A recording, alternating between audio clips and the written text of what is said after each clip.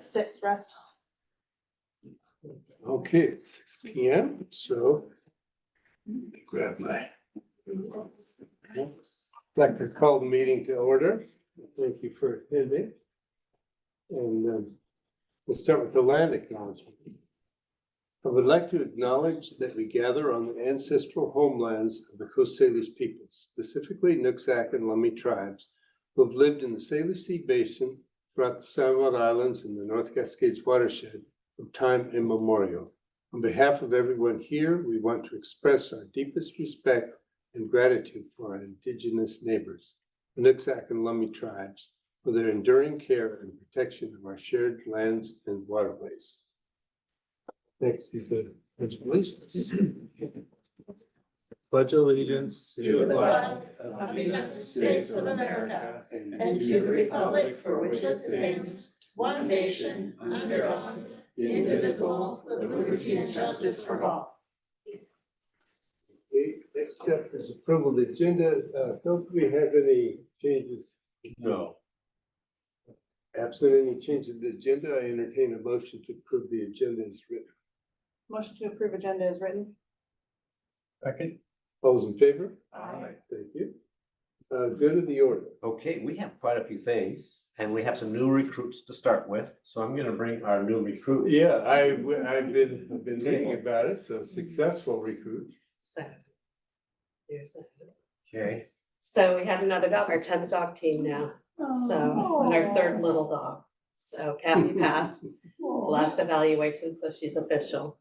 So we have another dog on the program, which is awesome. And we have several that are in the program or starting and buying puppies to start at some of the elementary schools. So that's kind of exciting.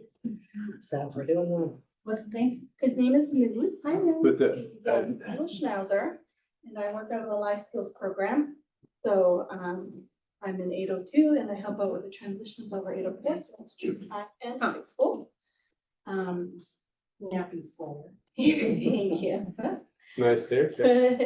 Yeah, so, I will probably try and keep the beard as long as I can until it becomes a little bit of an issue. Look at you, Bruce. Yeah, and she's already gotten her implementation plan in to us on how she's going to integrate anyways into the program, which is part of our requirements. Yeah, and I met with both of our lead teachers and stopped in and talked to Mr. Duran for our administrator. I will have one quick meeting with Ian, since he is part of our student services and oversees sections of our classroom. So until that's done, he won't be attending. Implementation is, you always start with half days on a Wednesday. I know we don't have very many left, but I'm really busy with supporting students to do track. So at this time, he'll wait until June till he starts his Wednesdays. And then the intent is to also bring him during summer school when we do the ESY with our student population in our program. So he'll start attending those days too, which are half days, 4 days a week for 2-3 weeks, I do believe. So when we have those dates, that'll be the intent as well. So he'll get lots of good starting up before the school season begins in the fall. Yeah. So Troy Wright is retiring Chappie. So too much going on for next year, yeah. So he's gonna retire. So we're losing the dog, we gained the dog. So anyway, thank you very much. Well, thanks so much for coming and continuing efforts. And I think that, you know, it's a program we've watched unfold for several years and to great benefit to across the board. Yeah, and Thank it's you. not easy to get through this Thank you. process or cheat. And It's a further lot there. of work. So we're pretty strict. I sat in on a thing that Nick had, Troy and I sit on for a lawyer talking about liability. We were way past. She was super impressed with all the requirements we have, so. I know I haven't mentioned it to Nikki yet, but I would like at some point when there's a good opportunity to do it starting in the fall, especially with bringing interim superintendent or our next superintendent to look at some of the anecdotal as well as the actual number data that we can provide, just to kind of give you guys an update of where we're at with the dogs that are coming more regularly, so that we can have some evidence to show that the program is going beyond just happy smiles and comforting pictures of our students and our staff who come visit our dogs. We do have a folder in the drive that has all the dog pictures and laws. And if any of you want to see it, just email me and I can add you to it so you can look. I drop them in there all the time. There's so many cute pictures of the kids. I will say, I really appreciate it, Nikki, you've kept me up to date, and also when would be a good time to have another board visit thing, and that really is helpful, because then we can schedule it in, and that's been great, so thank you. And this is the fun part of Baker right now. So, There you go. Thank you. Well, welcome, Moose. Yeah. Moose, do you have anything to say? Oh, It's he like can be a petty. talker, so let's, yeah, other than petty, but, he can be a little bit of a but talker. thank you. so, And thank you yeah. to all of you for your support as well. The program is doing very well. And thank you to Kathy and Moose for the time that went into the training to be ready to be in our schools. And I'm very excited to hear about data. Good. You know, I'm a nerd Never for heard data, anyone but say I that. was just talking on your program, your data, remember, Yeah. just last week, and I would love to have some anchor data points to be able to show people in a concrete way. This is the difference that it's making. I know it's gotta be making a difference, but I'd love to be able.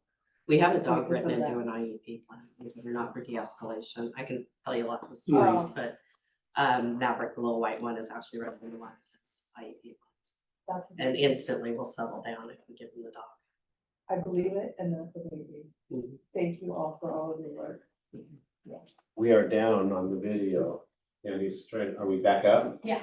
I- Okay, we're back up. Okay, so other items for good of the order, Phil? Yes, I do. It is Teacher Appreciation Week, so, and we love our teachers. We couldn't do our job without teachers in the classroom, so happy Teachers Appreciation Week. And in that same vein, Susan Kelly, teacher at Kindle, received an Excellence in Education Award because of her passions around science and the salmon and the butterfly and the hamster raising and all that kind of stuff. Gets $5,000 out of this. She's retiring this year, and we just found out about this. So here's the article. I'll pass that around to you, but congratulations, Susan. Nurses Appreciation Day was yesterday. We missed it, so we owe them a little bit. So looking at the nurses on the screen there, we'll make it right for you and get that going. Pride presentations coming up on May 24th. So if you're interested in Pride presentations, let the high school know. I did get an email from our band teacher. They'll be out in first period doing some marching and playing around the campus here.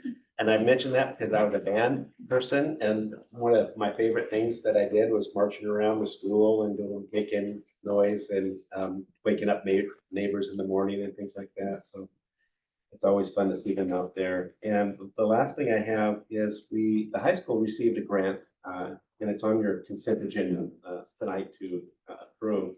It's called the Foundry 10 grant, and it's a bunch of philanthropists that just like education and the work that we do. The high school applied for $100,000, $109,000. I don't know if you had a chance to see that, but it revolves around auditorium LED lights and hanging stage microphones and drums and all kinds of things. So you can take a look at that, but congratulations to the high school for this grant. When I first saw that, they wanted to put it on the agenda at the last meeting. I said, oh, time out. It's too good to be true. Let's check this out a little bit. So I did check them out. I talked to a couple other superintendents that I know that have received this grant, and they're a legitimate and very generous organization to our school. So I just wanted to talk about that as part of the good of the order. So I have. Thank you. Next up is the consent agenda. I'd like to entertain a motion to approve the consent agenda. Motion to approve consent agenda? Second. All those in favor? Aye. Well, thank you. I wanted to note in the consent agenda, the materials included with the interlocal cooperative agreement between Whatcom County and Mount Baker School District. There's some, it's very useful information just to keep in a file so you can understand that program better and the successes. So I just wanted to to note that. I think it's, you know, it's supplemental to the contract, but I think it helps explain what that work has been able to do. Information from audience. Tammy, do we have anyone signed up?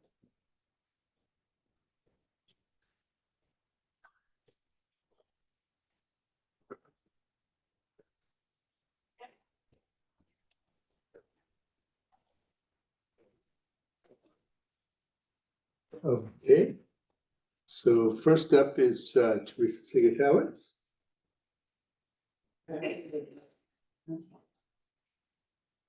Gotta be out of my garden, so it's gotta be something really important, so.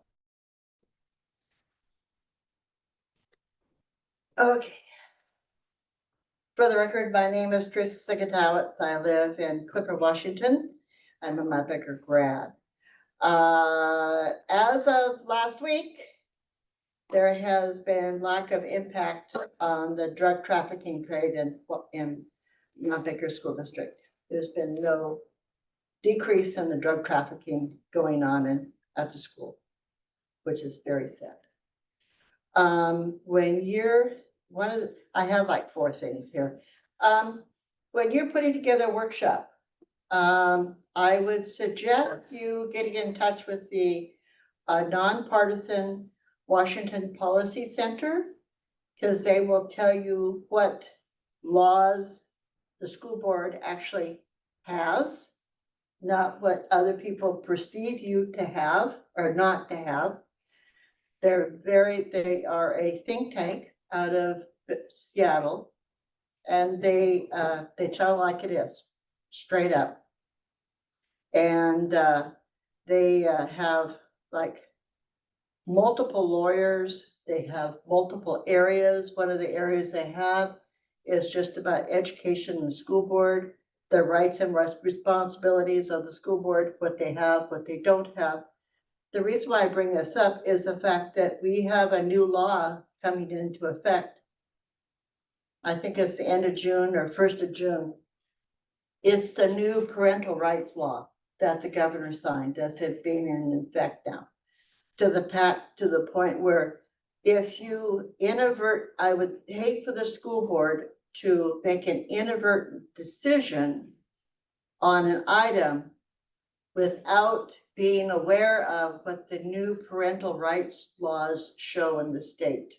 Because it's a whole new ramification.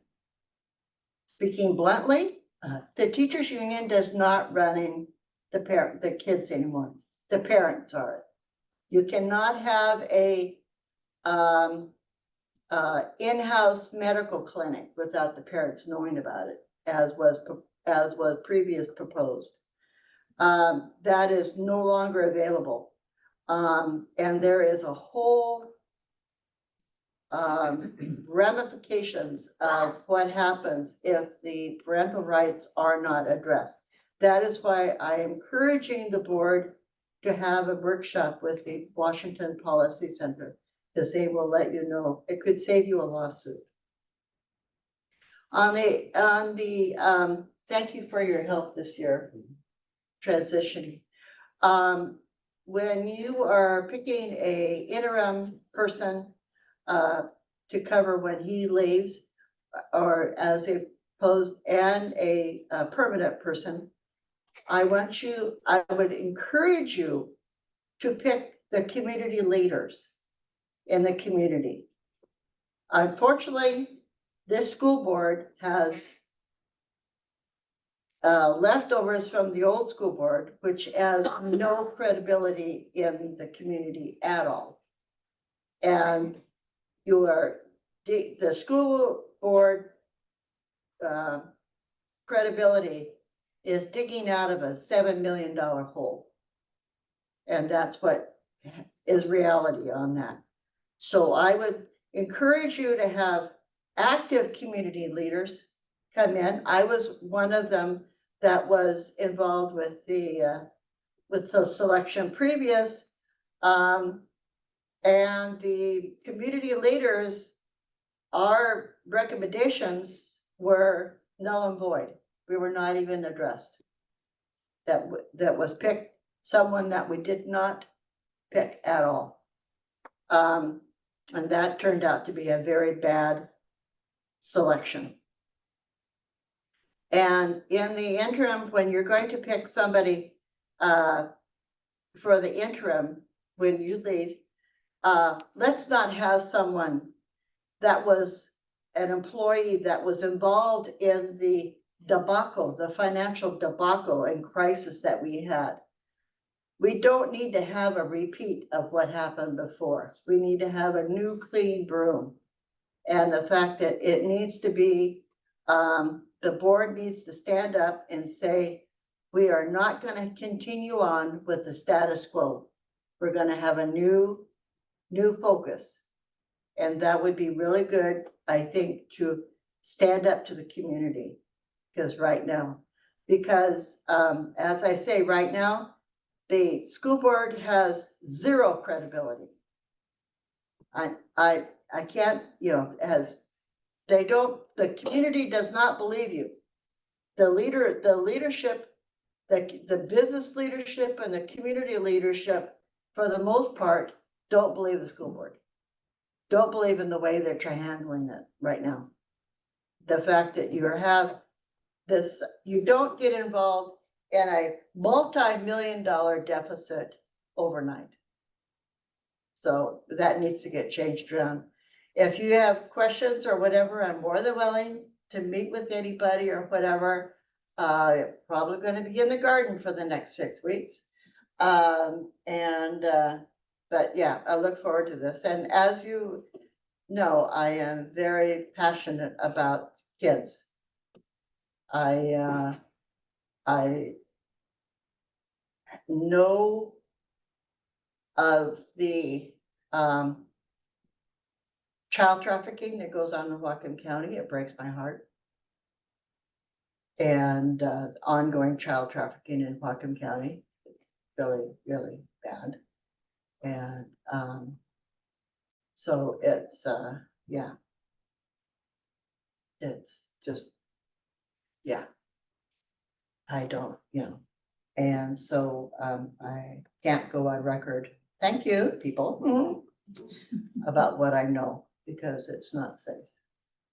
I have to also worry about my personal safety too, so anyway, if you have any questions, concerns, more than willing to meet with you, but again, get somebody from the policy center to come and tell you about the new laws and regulations, because they'll tell you exactly where your authority lies. And you may not have the authority that you think you have. And then also with the new laws and regulations. I worked really hard to get these petitions signed, and I'm really glad that the governor signed the law. And it's one of the 3 things that the governor passed. So the new parental rights laws has a lot of backbone in it, and it's for the parents. If you have any questions, we're willing to answer. Thank you, Teresa. Oh yeah. Now I can go back to my garden. Absolutely. Yeah. And next up is Holly Cook. Hey guys. No, that's your buddy. Sadie's been here since 7:30 this morning. She did 5 periods in 2 different rooms and then homework help for 2 hours. And now a board meeting. So she's if she's a little whiny, that's why I am too. I'm here tonight. The last few times I've been in front of you, I've been here angry and concerned and heartbroken. And I think we are in tough times, but you guys, when you got moving, you really got moving. And I'm here tonight to thank you. I know that it's a thankless job, and I also know behind the scenes what kind of work this has taken. And I know you made big bucks for it. So really want to thank you. I feel like I've told you I've been through this before in my career at Mount Baker. And what's different now is that we do have a process, and it's a tough process, and there's going to be people that aren't happy. Probably nobody that's really happy. But I don't think anybody's going to say it wasn't a thoughtful one.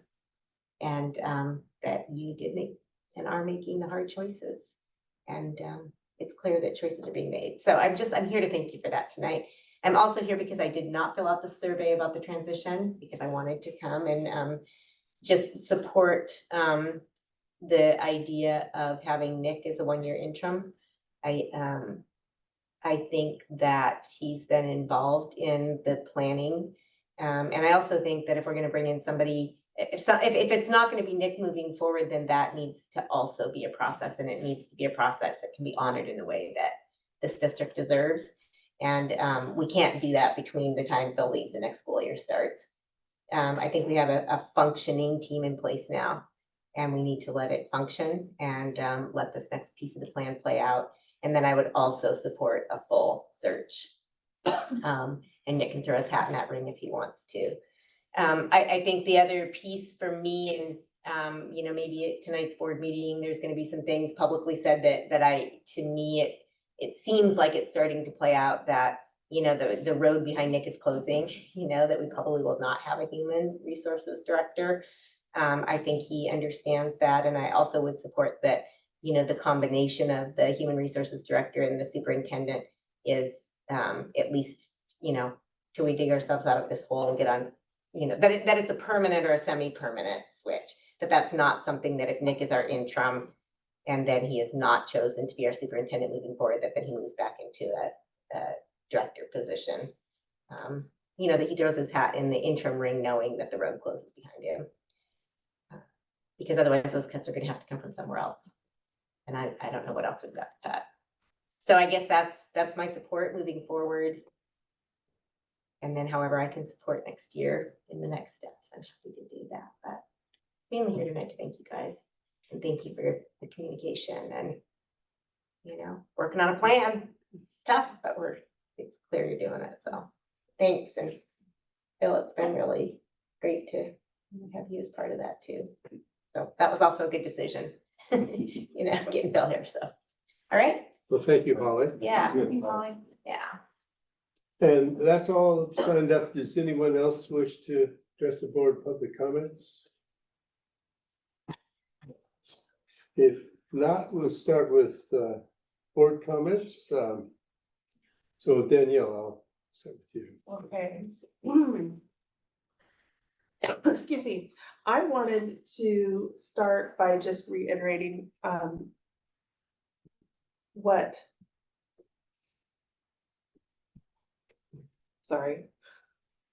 big brain hiccup. I wanted to reiterate what you mentioned earlier about the behavioral and health services agreement between the school and Whatcom County, and that 1% tax dollar at work to help support the mental health of our students. And not just at Mount Baker, but students in all of Whatcom County. And I was reading the details of that.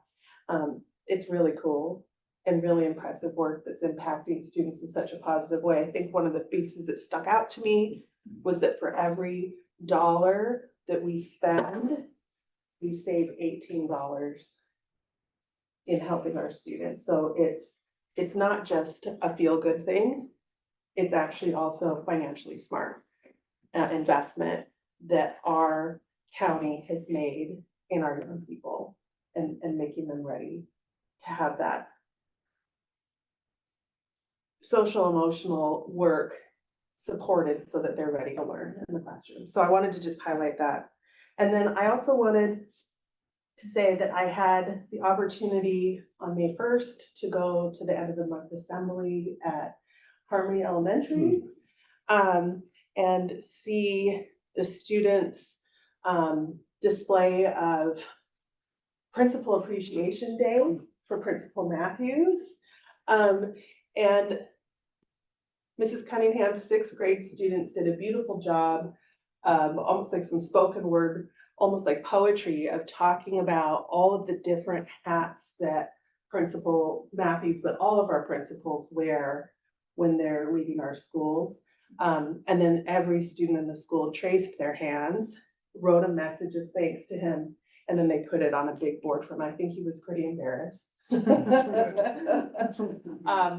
But well-deserved recognition for Principal Matthews, but also for all of our principals during Principal Appreciation Week. There's so much work that they do behind the scenes to help make sure that our students have what they need.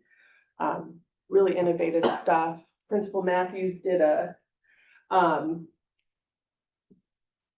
competition amongst the school classes to have students donate tissues as sort of a creative way of dealing with some of our budget shortfall in a small way to help the students turn something difficult into something fun. And there's a lot more difficult decisions going on behind that, but I just want to call out that good work that he and all of our principals are doing. And I'm really excited. And I haven't had a chance to go to other schools and see how they do this. I'm assuming there's something similar, but he every month celebrates with the students their AR reading scores and tallies up how many words collectively the school read during that month. And then shows the tally for the whole year. And I took a photo of it because it was so impressive. 67,000 words. 67,856, 517 words read so far. Wow, and those kids cheer and they're so excited. And my own kids can tell me how many words they contributed to that photo. So just sort of sharing out a little bit of that fun, and then also Teacher Appreciation Week happened this week. And just wanna again, say thank you to all of our teachers for all of that they do, seen and unseen, to support our students in those small ways that matter, that maybe nobody even knows you're doing. So thank you for that. And that's been the week. I had a lot to say. Well, thank you very much. Ed? I wasn't gonna have a comment, but you mentioned Miss Kelly at Kendall, and like two of my girls were lucky enough to have her as a Nice. teacher, and well, great accomplishment, 40 years, and we're really lucky to have her as a teacher. So sad to see her go and retire, but it's probably a few thousand students that have had her and benefited from that. So wishing her well. Brenda? Well, I've had some like technical CTE seems to be buzzing around me lately. I volunteered to read WAVE scholarship applications, and that's the Washington Award for Vocational Excellence. So I got 10 entrance packets that I had to read and score, and it was really great. It's all anonymous, so I don't know if it was any of our students, and I think there was hundreds and hundreds of them, but just the way that they're expressing how CTE affects their lives and the things that they're learning, and just, you know, reinforces how important it is. And, you know, so it makes me appreciate what we have going here. I think is really awesome. And then I saw on Instagram that our CTE welding program welded the hydraulic lifts for the Twin Sisters Market thing. And so I think that's really cool to go out in the community and, you know, practice. So I hope that they get more opportunity to do that, because that was really, I mean, it helped them. I know they're always asking the Northport for money, not that there's anything wrong with that, but I know that they need to raise their money. And then I went to BTC, the culinary arts program. They have a 3-course meal you can get for like $20, and I went and it was amazing. The food is so good, and one of our graduates from last year cooked one of my courses, so it was really fun to see them. So, Cool. yeah. Thank you, Brenda. Jason? Don't have a whole lot like I've Danielle been and Ed saving said. it up. Yeah. I was writing it down, like, remember this. Thank you to our teachers. They're obviously the ones that see our kids from real young to high school and grow them into what they're gonna be in the future, and that's very good. The last meeting we had, the plant sale started. It was over. It was very well. It went a couple days longer in the previous week. And then the kids also brought I don't know how many, quite a few tomato plants and peppers that were the only thing left over to the racetrack on Friday night, and they sold everything they brought down there for that, so that was good.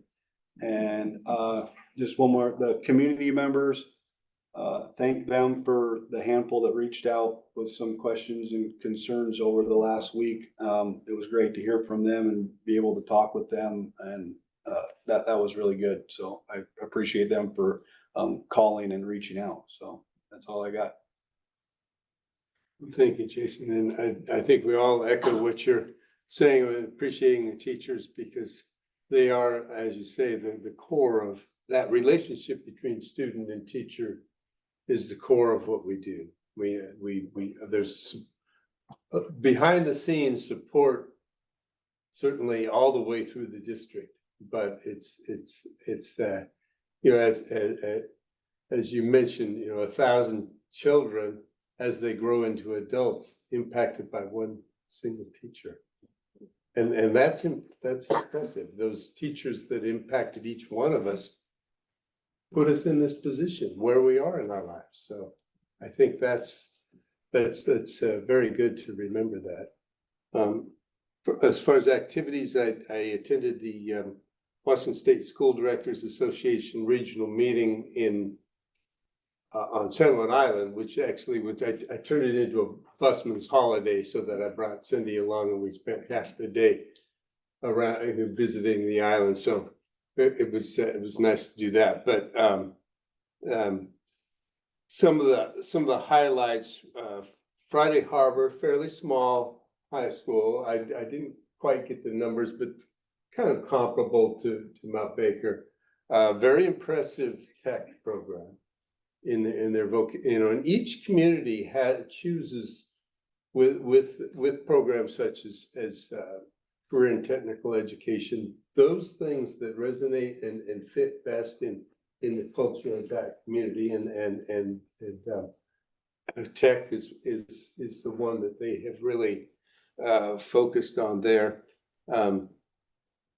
The main program was that WASA prepared was how to engage in and carry out civic conversation in a time in our history where that seems to be dropping off. How in sort of developing those skills, and I think that whether we pick up some of the WASA materials, I can help supply them or have some WASA training at some point as we do continue more board development. I think that's always good for all of us to gain more skills in that civic engagement and the role that we play.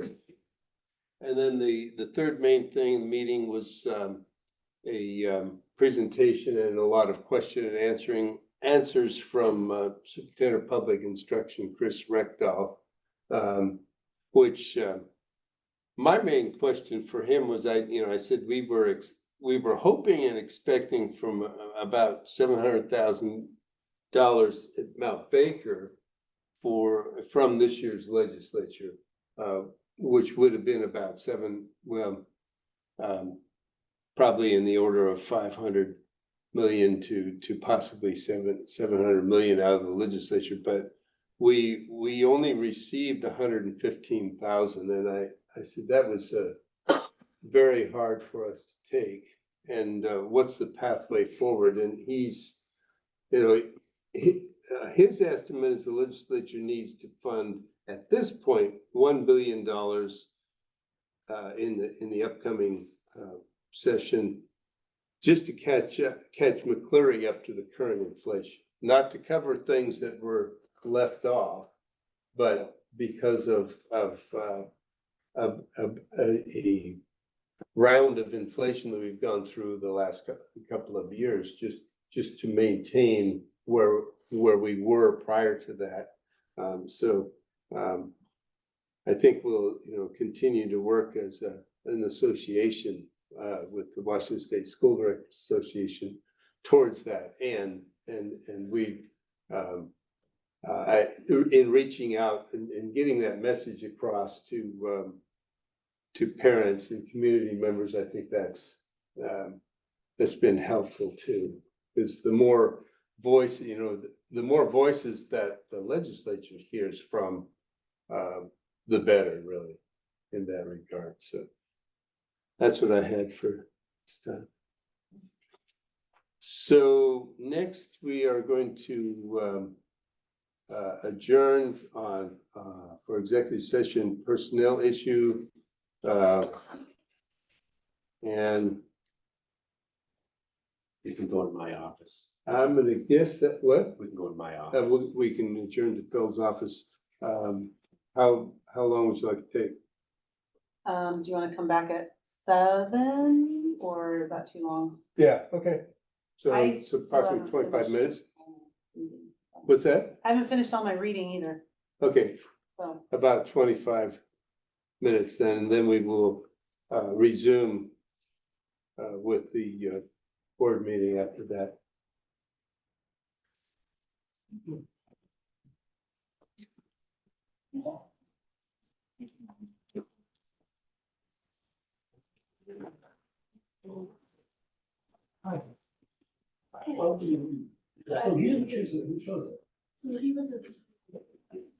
So, my trainer.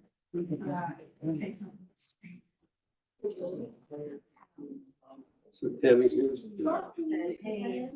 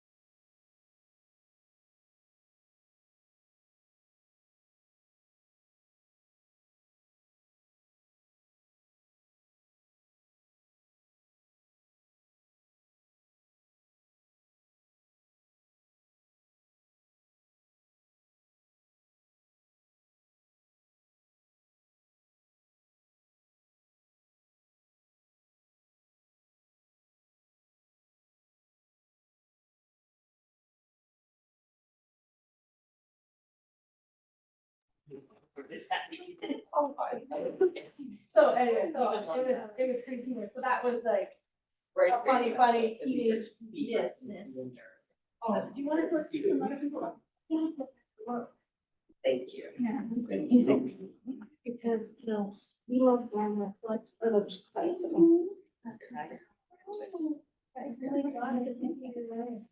Well, he's so dapper, and then I was like, oh, air conditioning there, I'm like. Kathy, no. yeah, with her. Oh, I was gonna, where did your golf thing for anything this year? Thank you for your patience. We'll reconvene open meeting.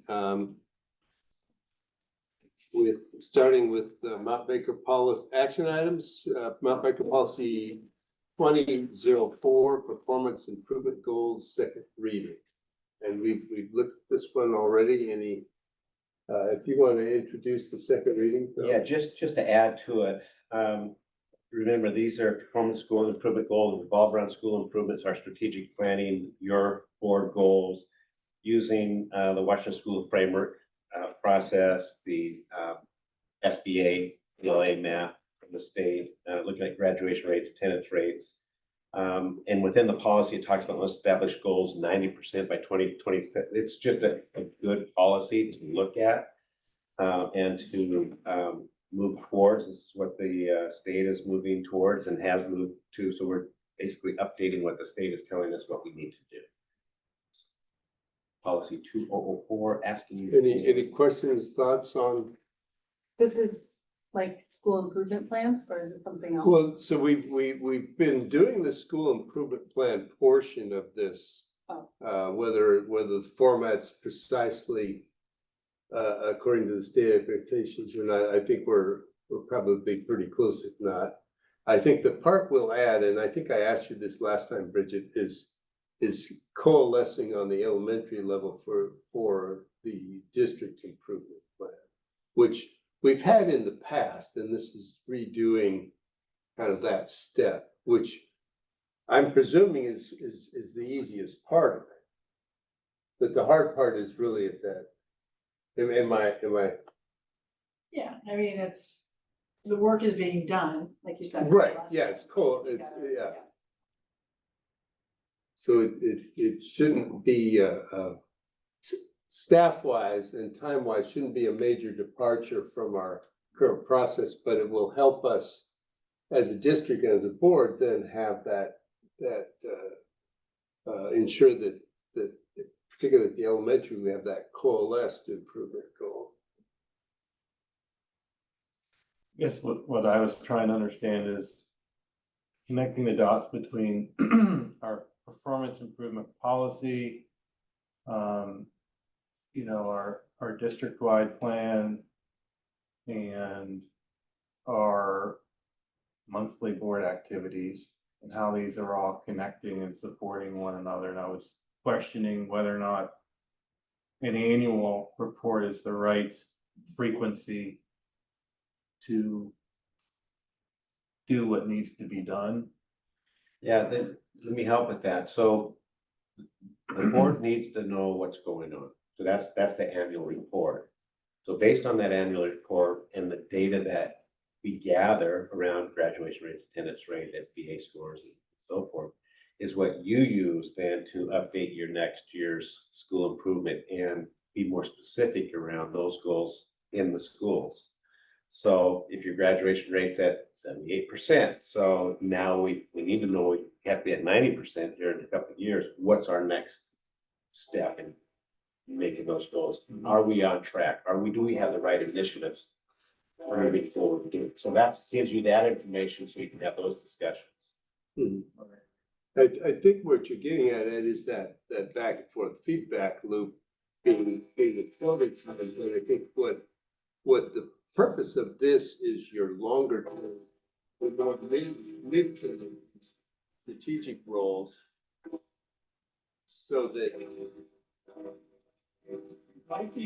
those bigger goals, the schools need some time to put the pieces in place and direct the resources. So we're not going to be changing that part of The only curse word.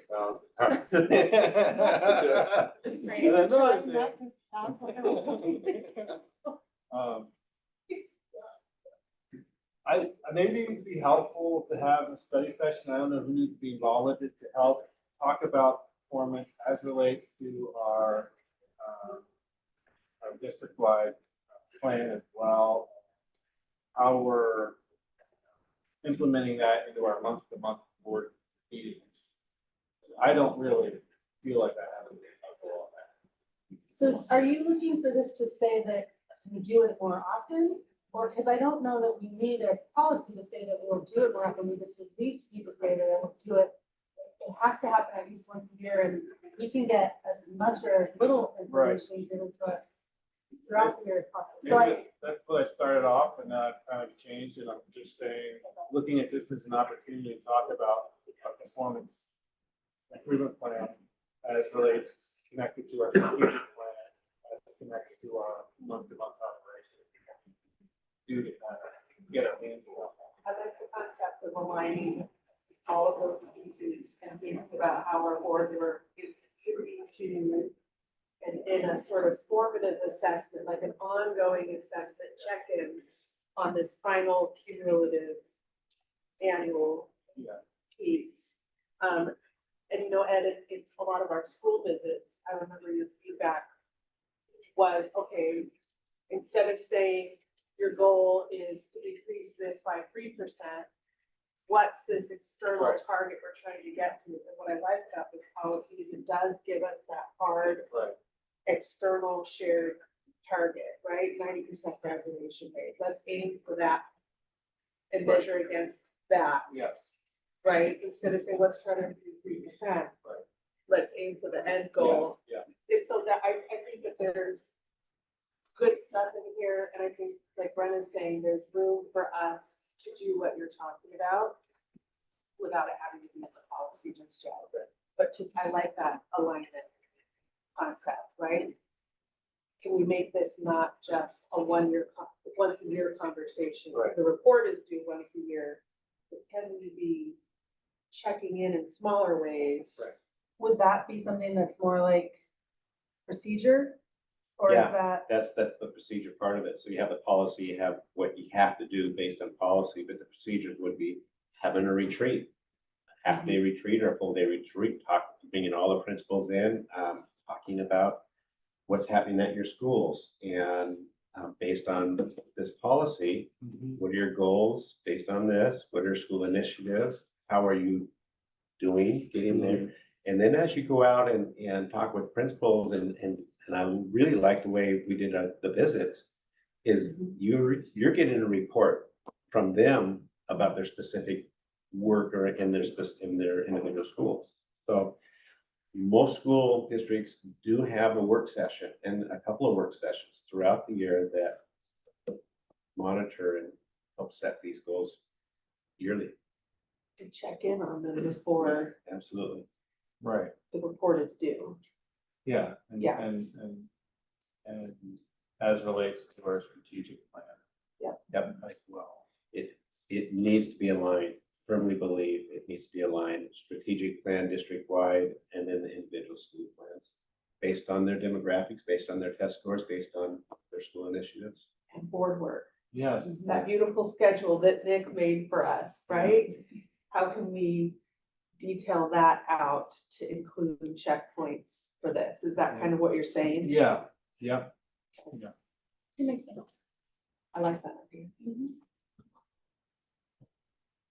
but again, does that need to be in the policy or is that a procedure?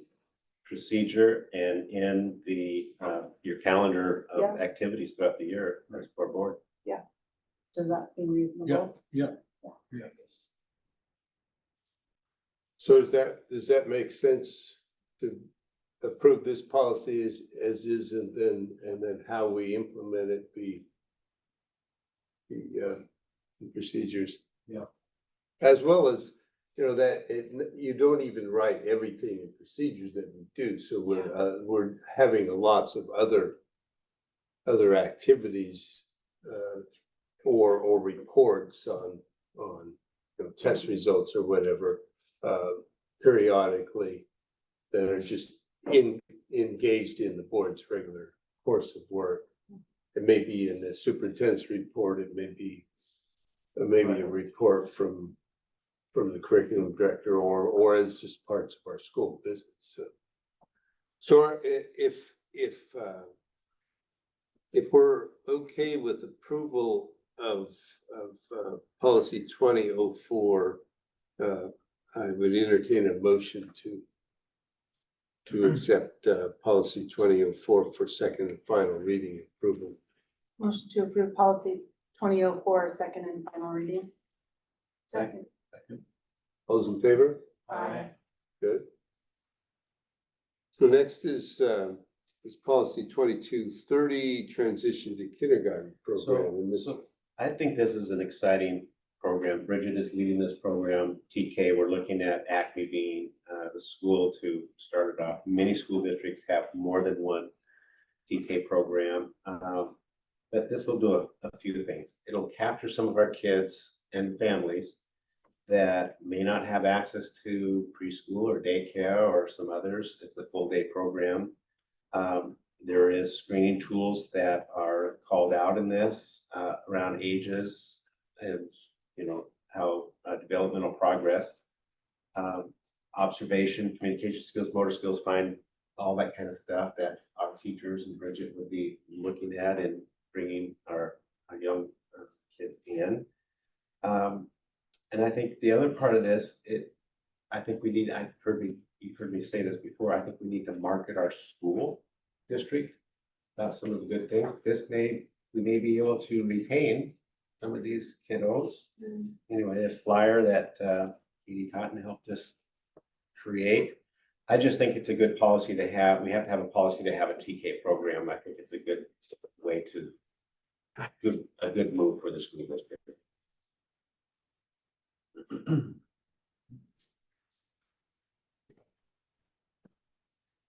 so they did have it down as essential that if you're trying to have a TK program, you need to have a associated policy. That's right. So it seemed pretty basic. I had a question under determining eligibility. It says give priority to children with the lowest income, family income, not otherwise participating. So is that a requirement to get the funding, or is that a Mount Baker item that? This is so this is a statewide policy through WASDA, and that's just one of the determining eligibility factors.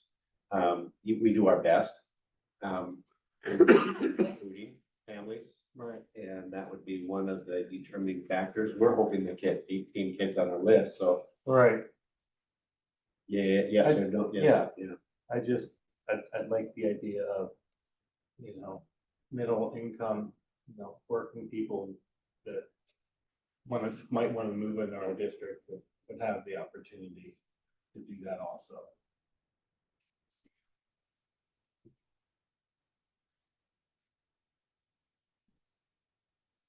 What is the schools around us that do this already? Everybody, they do, yeah. Cedar Woolley has it, Bellingham started, Burlington, it was one of the original early adopters of this program. I think they draw from Glen Haven area, so maybe this could draw some of those students coming from Glen Haven. I'm not sure if Nooksack has it or does Nooksack, yeah, so everybody but Mount Baker. When we see improved outcomes for those kids that are in the transit, they do better once they get into kindergarten. Yeah, They're doing better academically. It's setting them up for success. yeah. So it also, this is gonna be something that could help boost our students' performance scores long-term. Yes. So it's a good investment. Do these numbers go with the enrollment number? Yes. Did we look at the other two elementary schools as well? Was that an easy decision to go with? Yeah, Bridget. So one of the reasons to go with Acme is because they don't have any opportunities there to access Head Start or other early childhood opportunities. So it's really looking at where is that need for families. And that, there's a number of reasons for acne, that is very significant to provide that opportunity. Preschool desert. What's that? The preschool desert. Yeah. Well, and also I think it's because of our financial condition, I think starting out with a smaller bite the first year and getting the program on the foot is prudent. And so I think that's, it wouldn't be transportation. So how would the transportation work, Bridget? If you So could- we're prioritizing acne right now, and that's really our focus. Other families are indicating on the interest survey that they're interested. They know that transportation may not be viable door to door. Once we have students screened in and we have family commitment, right? Because it's not guaranteed that we're going to run this. We need to have 17 or 18 students in Right. order to have staff.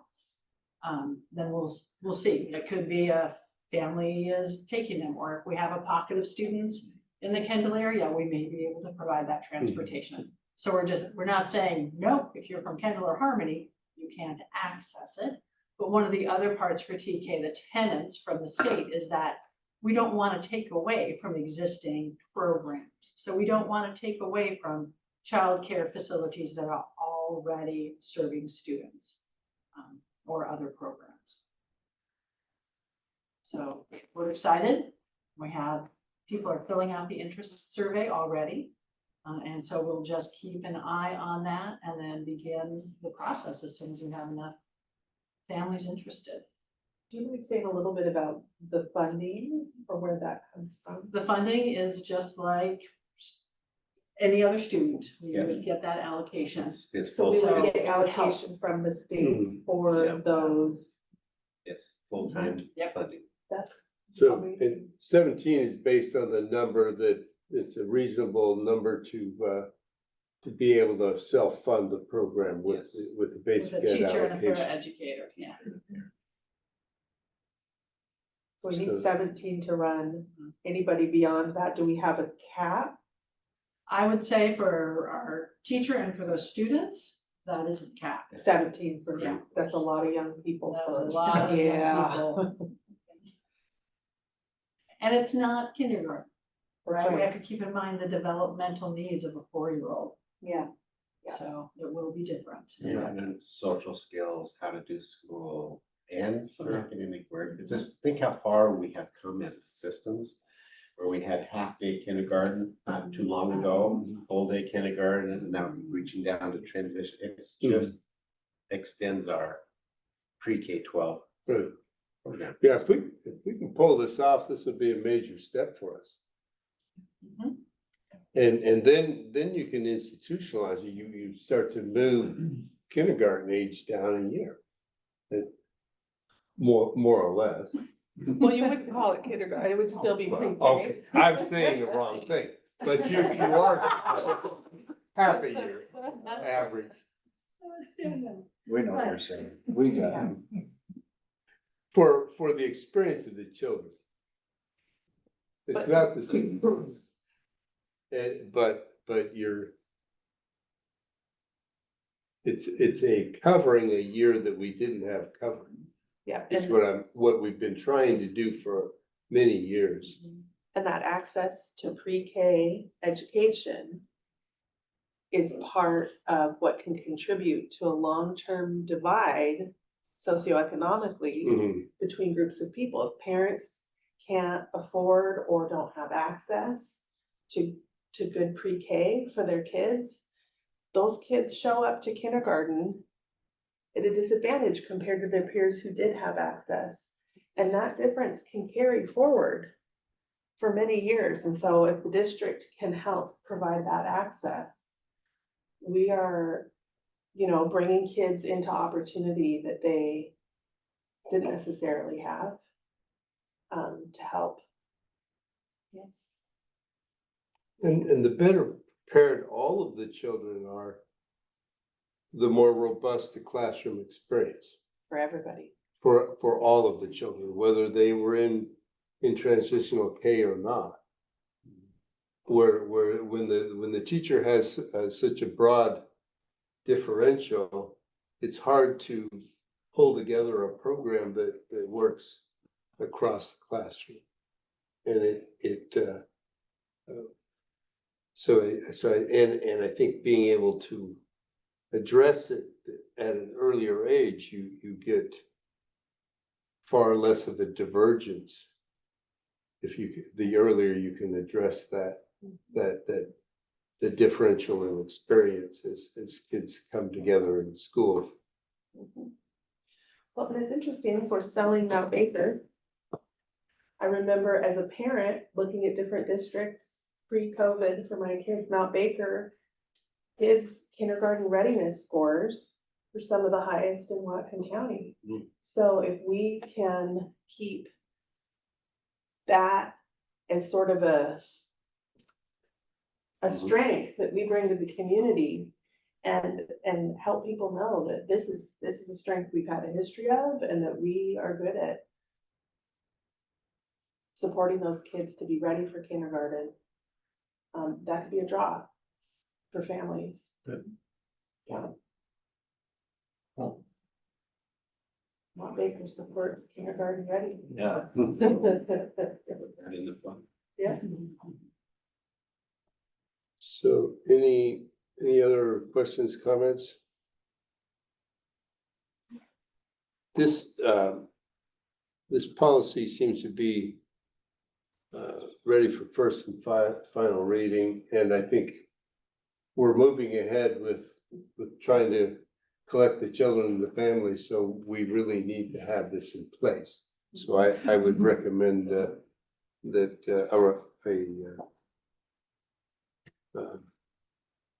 approval on first and final reading. We have a motion to that effect. Motion to approve policy 2230, first and final reading. Second. All those in favor? Aye. Aye. Okay, the third up is policy 3142, international student exchange. So Principal Grand brought this to my attention several weeks ago, and he talked about having exchange students come to Mount Baker in the past. And there's actually been policy recommended to us to do that. So here's the policy. He wants to, I think he's been contacted from a couple of different agencies.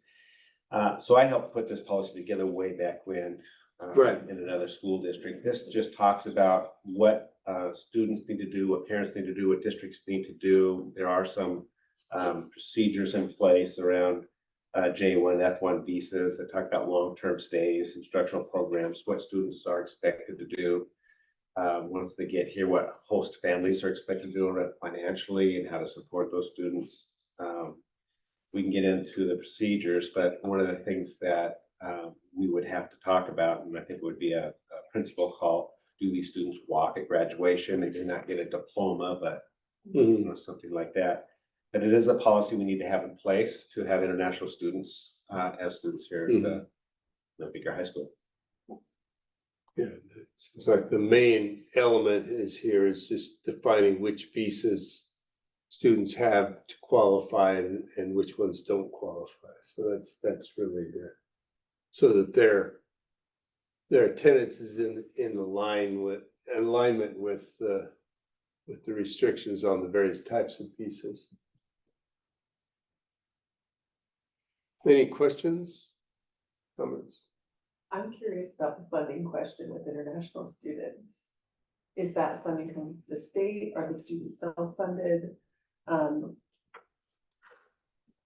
You know, that's a really good question because I'm not sure if the state funds it. I know the students come. We have to have room in our academic program to accommodate them. Their funding from their home and host families and things, you know, pay for all the daily and housing and all of that kind of stuff. But I don't know that question. I will get that. Yeah, I'll but get the maybe answer between to the that. lines, it sounds like it's not funded, Yeah. and that's why we have this policy. Yeah. And it would be good to confirm. But I'll confirm that. And the other thing, there's some things around, I was at a school at one time where I think one of the girls' basketball coaches recruited some tall players. So this happens once in a while, so they are eligible to play our sports. Right? Yeah. So that. We had they would get the one full- very athletic family here with that, with the a Mount Baker graduate who moved to Brazil. And then her children have come back to, well, the family stays in Brazil, live with the grandparents and play basketball for us very successfully. So we haven't complained about It that. happens, yeah. I did actually, when I was coaching way back then, I had some international soccer players. The soccer team that I was coaching, so I will find out. That's a good question. I don't think so. We'll see. And I would just say also that that opportunity for our students to interact with students from places around the world, I see that happen in my other job. Oh, yeah. And it's incredible, Oh, yeah. the learning and the things that people, your culture does it what way? Wow, right? And the conversations that can happen because of that, that's a major added bonus for Right. our students here. Definitely. Yeah. So it seems like we're, if we have no further questions, we're ready for first final reading of the policy 3142. Entertain a motion to that effect. Or did you want to know about the funding before we put it in there? Would that change your decision, or is that just? What's that? Would that change your, I'm asking Danielle if that would change your decision, or if it's just more of a, Or if she wants to find out about the funding before we Yeah. do it, so I was just asking her what she thought.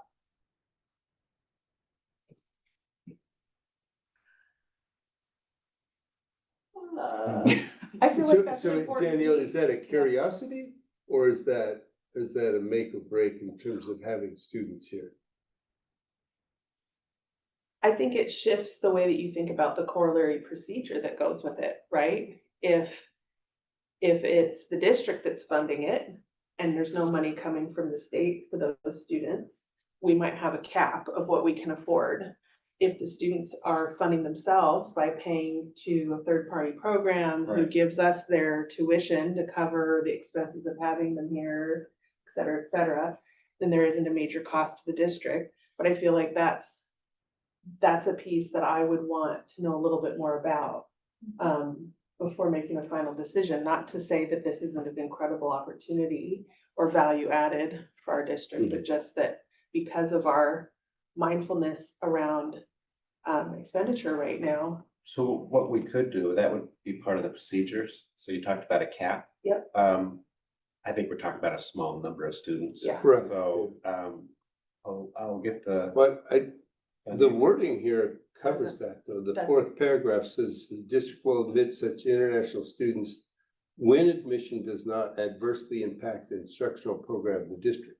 That means the instruction and the finance. That's what I read. Part of the process. So that's covered in the policy itself. Procedures could spell out some of the details, but the policy would Cover that. ensure that we wouldn't be adversely impacting. That helps. Thank you, Russ. That helps me feel more comfortable with that. So if that, would that be enough then to? Yeah. Okay. Yeah, it would. So then I will entertain a motion for first and final reading for policy 3142 international exchange, in a student exchange. Motion to approve policy 3142, first and final reading. Second. All those in favor? Aye. Thank you. Last is consideration of appointment of interim superintendent. So I would like to start that discussion. I'll start with you, Danielle, and send your thoughts on. We go the opposite direction. Okay, well, I'll start with Jason. You're right. Sorry, Jason. Well, that's okay. I just need a minute to. Yeah, I think we need to fill it interim wise. We're not ready to hire, full-time with the plan that we have in place of a community outreach program to find that person. We have a long process. We have a plan for that process and we won't be able to fill it right now. So I think that an interim is the way to go. I feel we have a good shot with Nick. It's two things at once with him is great. Two, it frees up and we're in a budget situation and it frees up a fair amount of money. Filling both those roles, and it also helps the district moving forward by filling that with both roles with one person. I think that's good. The survey went out, which was great. Thank you people for that. That was really good to read all those comments. So I'm in favor of it and I would support Nick in that process. So that's my thoughts. Thank you. Thank you, Jason. Brenna? Yeah, I think the feedback from that we got, I mean, honestly, the survey was really helpful. I only got like a couple of emails from individual people.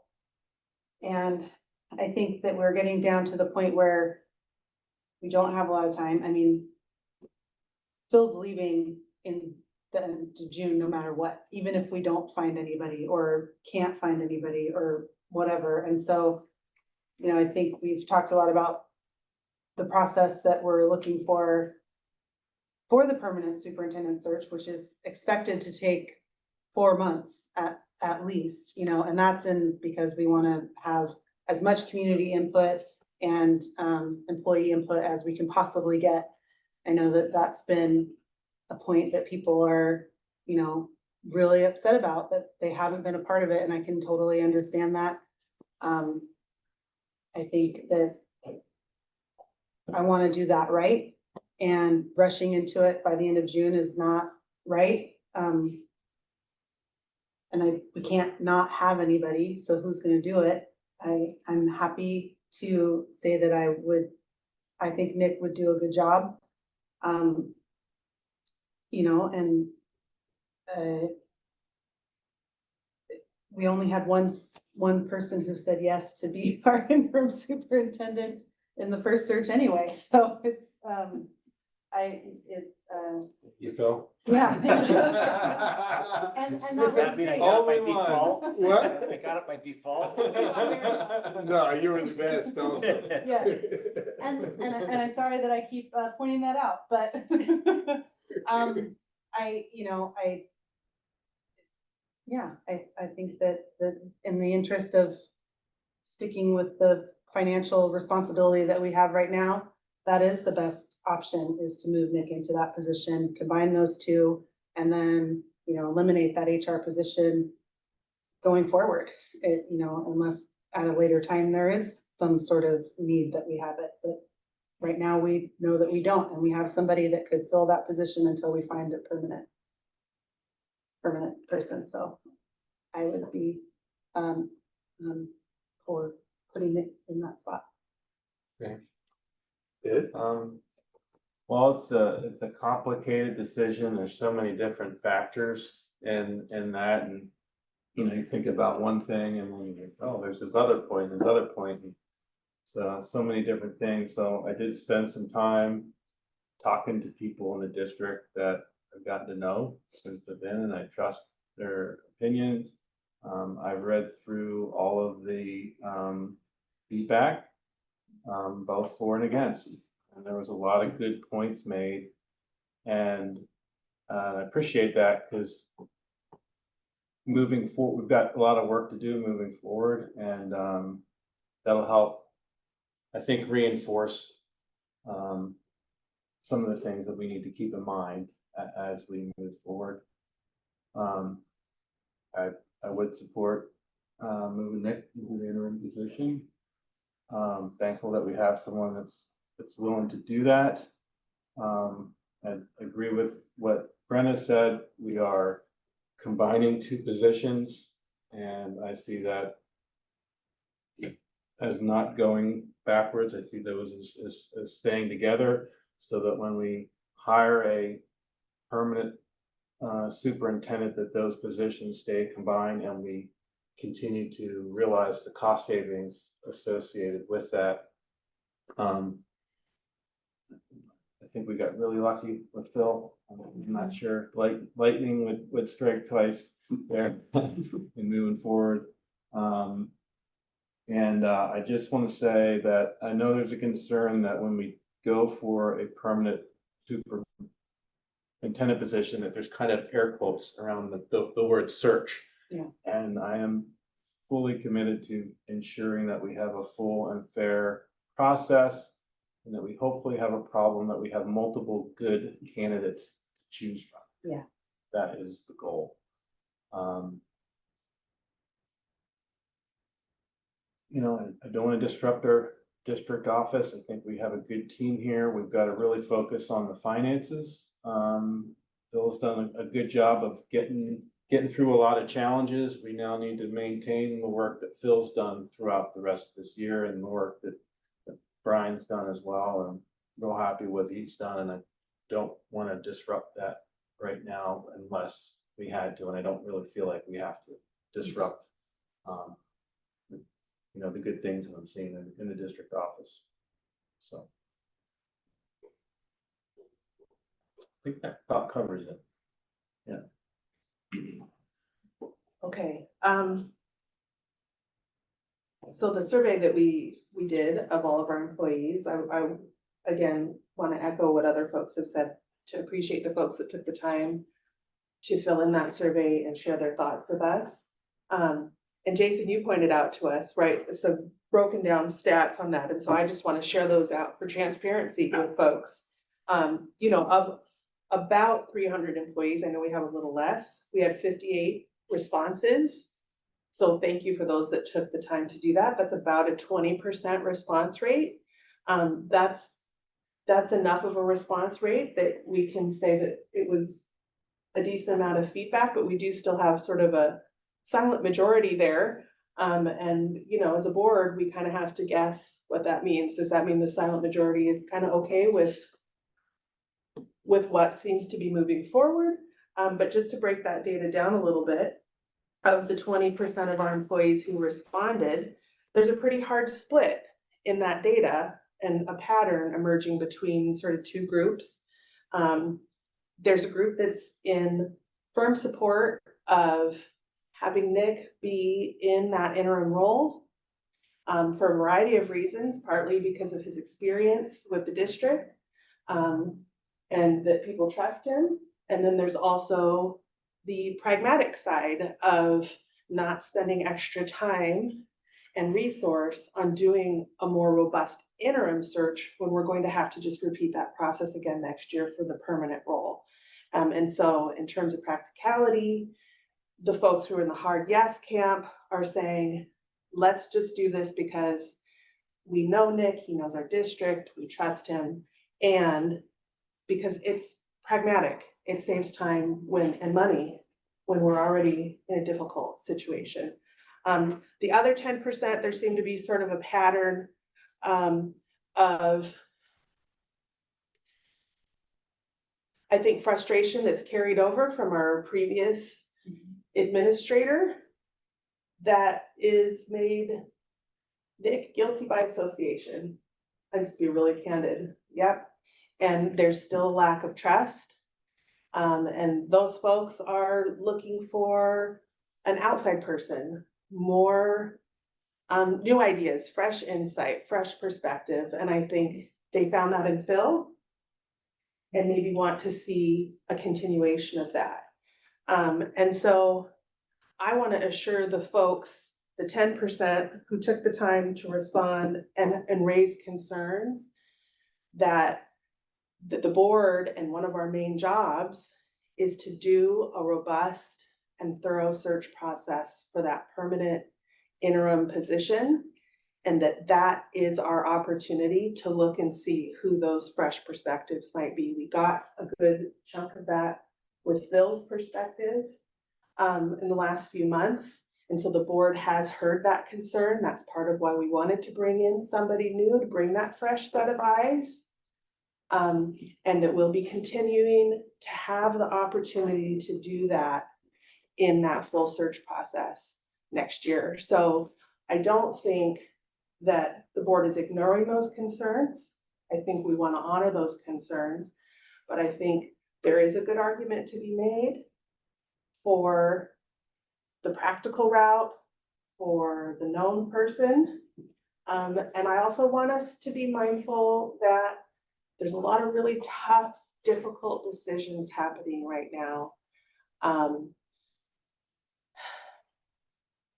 And rightfully so, emotions are high, concerns are high, fears are high, frustrations are high. And we all want a robust and healthy district moving forward. And I think that Nick wants that too. I think in an interim role, we get a chance to see him prove that to us.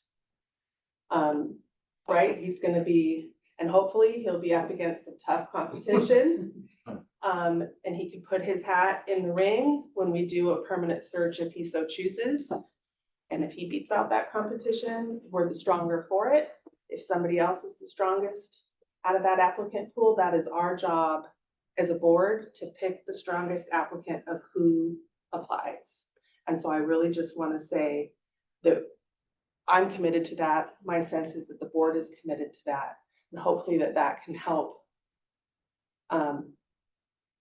allay some of those concerns. But we do as a board also need to communicate our thinking about how that process is going to unfold to help people know where we'll be headed with that permanent search. But we have a need for someone to fill in this role now.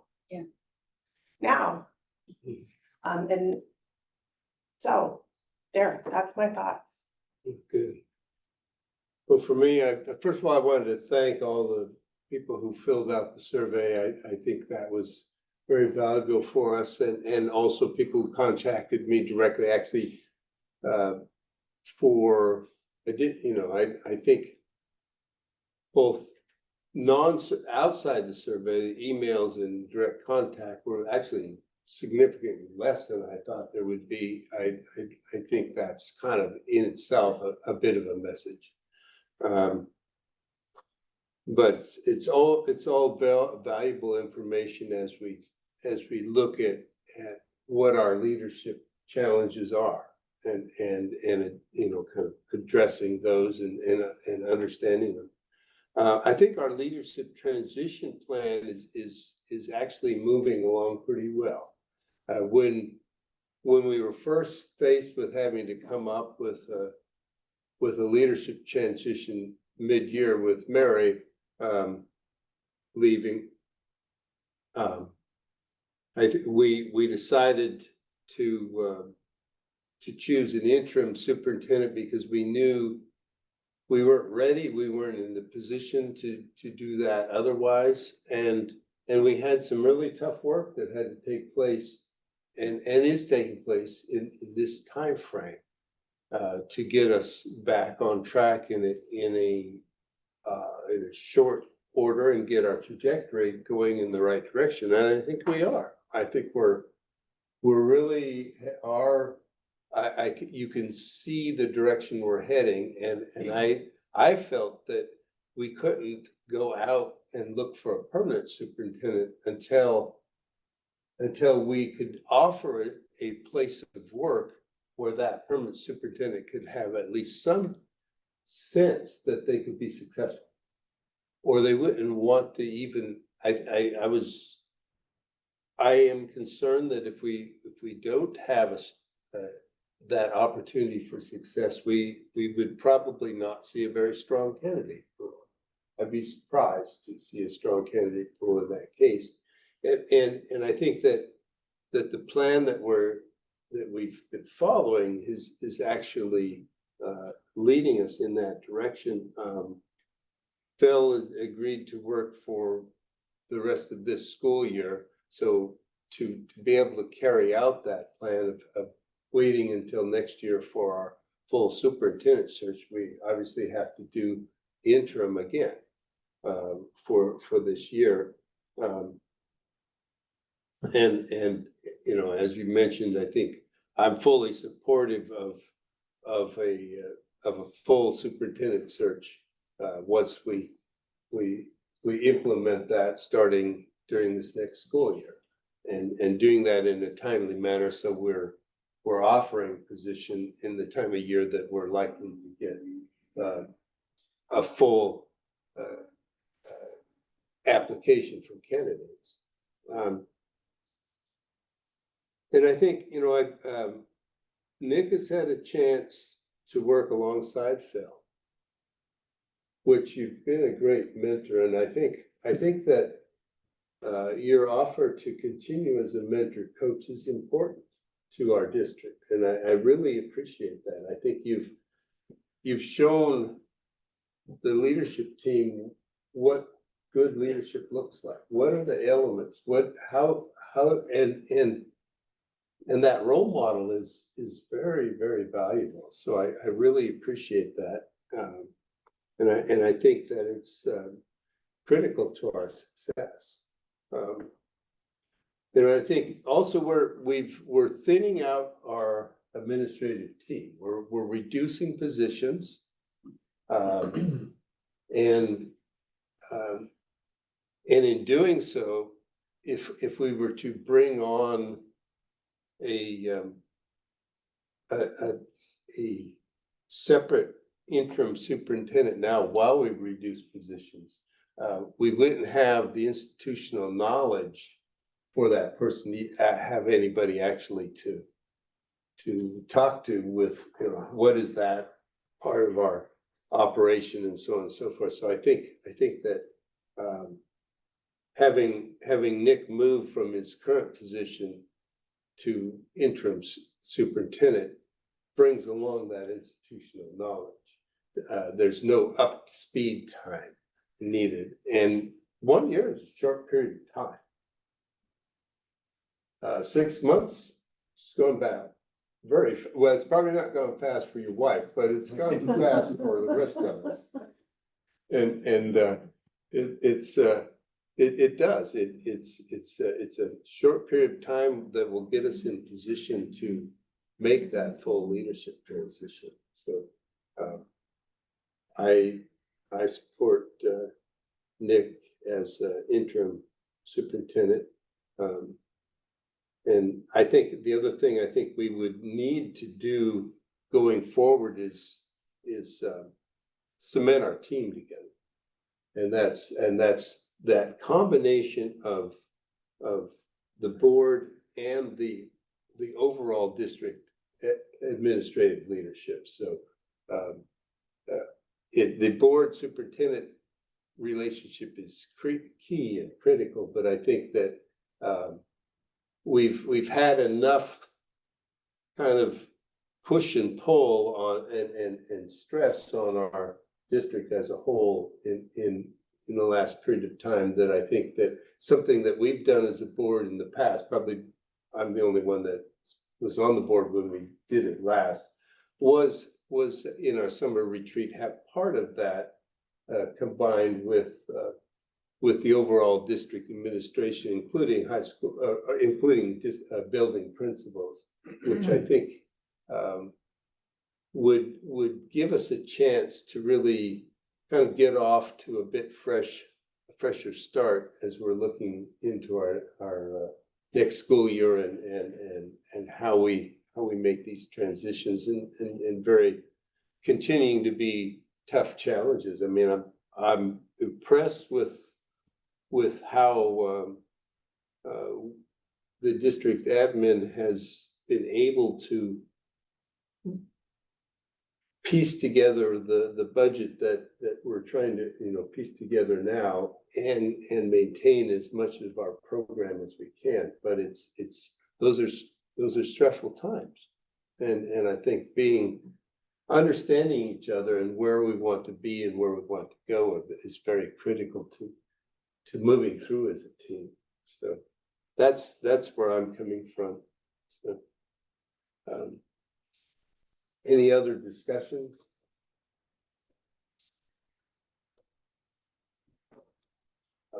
If you feel like we're ready for it, I would entertain a motion for appointment of interim superintendent. Motion to appoint Nick Perigo as interim superintendent. And this is for the 24-25 school year, 24-25. so a 1-year appointment. Well, yeah. Second. All those in favor? Aye. Thank you. So. we can- Thank you, congratulations. Thank you, appreciate it. Some more to do, but looking forward to it always. Thank you. We're done. Appreciate it. Yep. Absolutely. And I will, as a follow-up, I would ask the board to appoint up to 2 members to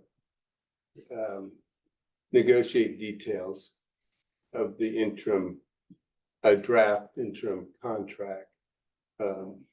That's just been our practice in the past, and I think it would make the most sense. So if I would nominate, we'll send it, Ed and Russ, if you guys want to do it. yeah, Happy to do it. Yeah. I'd be happy to do that if that's okay. So we will, You don't- we you don't wanna can, do it? we can Okay. work on getting together and sort of find a mutually agreeable time. Thank you for being willing to do that. Okay, and then we can do that, and then we'll bring that back to the board as in a draft form. Okay, well, thank you. No director of finance report this meeting, superintendent's report. Well, I do have some good news, several things. You pass one down. Pass those over there. So I spent some time over at Chicago Title in Bellingham yesterday. For school district, and it revolved around the Hopewell sale. And if you look at the bottom line, that is in the process of being transferred Mhm. to our savings. Nice. Capital budget, $397,197.10. I thought you would like to see that. That's awesome. Would be news. All right. Then, the next thing, get past one down there. We are getting a head start on our legislative priorities. I want to give Clea Toten, some credit here for doing this. So we've been working with Wes and some of you around legislative priorities. We will be talking, I won't be, we'll have the team here in the office, Nick and Brian talking to some legislators coming in next week. And we're, want to get ahead of the game so we can begin to talk to our legislators and talk about what our priorities are for Mount Baker School District. So update on M-stock allocation. You know, we're $475,000 hole there. So fixed regionalization, increase the staff allocation around the typical school model, fully funding special ed. Those are some of the things that we have on there now. Yeah, but I just wanted to pass this out to you so we can get our talking points and get ahead of us a little bit before we get into legislative session next year. But there's a lot of summer meetings with legislators and in the fall as well. WASDA has the fall process around legislative actions and priorities. So this will help in that. So I want to thank Katie and our team, Nick and Brian for putting this. And if we can get this as an email attachment, then it would make it easy for me responding to people. We can do that. Yeah, certainly. In addition to that, I do, yep. So Acme Elementary PTA has asked us to help them in their covered area, play areas. So here's their vision: replace or cover all existing interior siding in the area, paint the base white, 10 eye-level panels, gray mural background, red stripe with black stars stamped with kids on field day. They want to replace that structure down there that was on fire at one point that we need to fix. So they're gonna come up with the plywood, the CDX, and they would like our help and support in kind of the joint process, doing this, to have our maintenance team come in and do some of that work, take down some of the panels that are rotted out Defective. and defective, and trying to use the right vocabulary here. Yeah, right. But I do want us to support this project and our maintenance people to help with that. And kudos to Acme PTA for coming up with. So it would fit within the capital budget and be small enough that it's a in-house project. Yeah, we would be responsible for doing the work. Our PTA is coming up with the material. Oh, so the Oh, capital we're part just would providing the be, labor? Yeah. Oh, wow. Yeah, Okay. right. Yep. Yeah. the capital part could be, the work could be considered capital. Yes, that's right, yeah.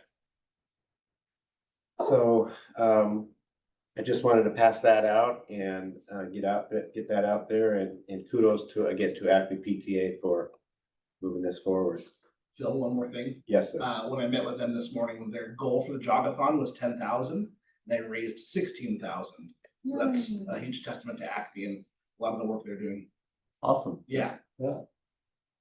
I think the Acme PTA originally was going to pay about 3,000 to build that. And I don't think the district ever asked them for the money. Now, the statute of limitations. I'm not gonna suggest that we go after it. 3,000? That would be a little harsh, but They I might have think something in their minutes that they could check and. you'd have to look back. It was when my kids were quite little. So anyway, I think that would be a good partnership for us to move in, and Nick is working on that. Yeah, it'd be nice to get that done. And the last thing I have is, we are beginning to see some of our levy collection money come in. Yeah, I talked with Brian a little bit about that. We'll give a more detailed report, when we collect those dollars, but just wanted to put that on your radar, that this is the time of year where we're beginning to collect some of those dollars, and which will help us get through the year and to start up next fall. So I have. Well, thank you. And I didn't announce it at first, but the board discussion, I switched that out for interim superintendent discussion. Okay. I figured that was, time-wise, was actually a bigger block. We don't have more to discuss? What? We're not discussing anything else? Unless you proposed it. But I hadn't come prepared with another topic because I thought that would fill our time. And I knew that we needed to take sufficient time to do so. Sounds great, that's good. I feel confident in the discussion. Great, thank you. Meeting schedule, our next meeting, March 23rd. May. I'm back a couple of months. May. I knew it was May 23rd. 3:30 PM, I believe, where we have the tea here.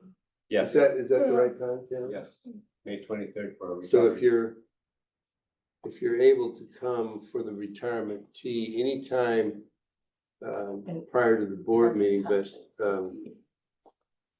Starts at 3 or 3:30? 3:30. 3:30, I believe, yeah.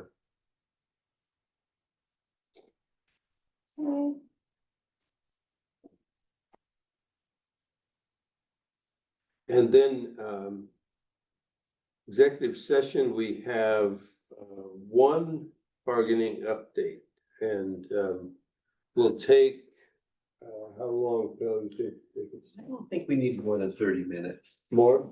Yeah, about 30 minutes. 30 minutes.